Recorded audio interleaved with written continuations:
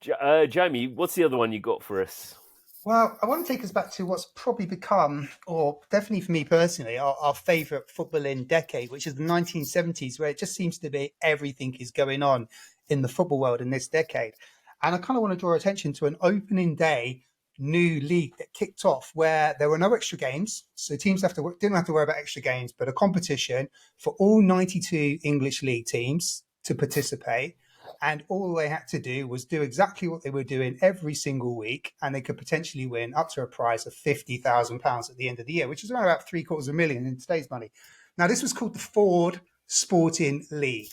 Ford, as in the American Motor Company, clearly. So they dreamt up this idea to put the fans at the centre of the game, where every single team in the league would be awarded a point for every home goal.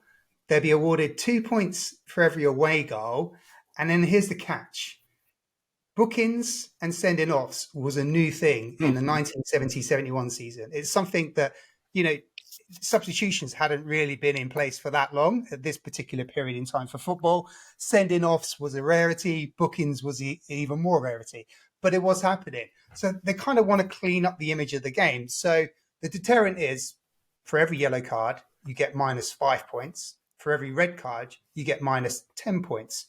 But the Oldham Athletic coach at the time, Jimmy Frizzell, he catches on to this because there's a bit of a purse at the end of this. There's monthly prizes, but there's this big purse at the end of the season whereby if you are the leader of this table, you win the £50,000. So he starts playing quite attacking football, in particular in away games, Kevin Keegan-esque style to win games by just outscoring the opponent. But also he draws into his players to keep it clean. No bookings. So Oldham Athletic end up with just 4 bookings in the season. They pip Notts County and they win the Ford Sporting League.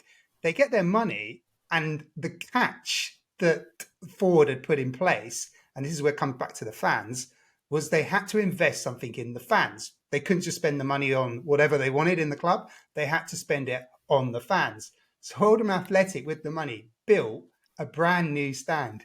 They built at Boundary Park, they built the Broadway Stand, which was in place right up until 2008. It was a modern stand at the time. It was all-seater, and they used the money to do that. So I kind of have suspicions that Ford were very keen to promote their motor cars in the UK at that time, and putting the fans front and centre. They're possibly making themselves look like the good guys.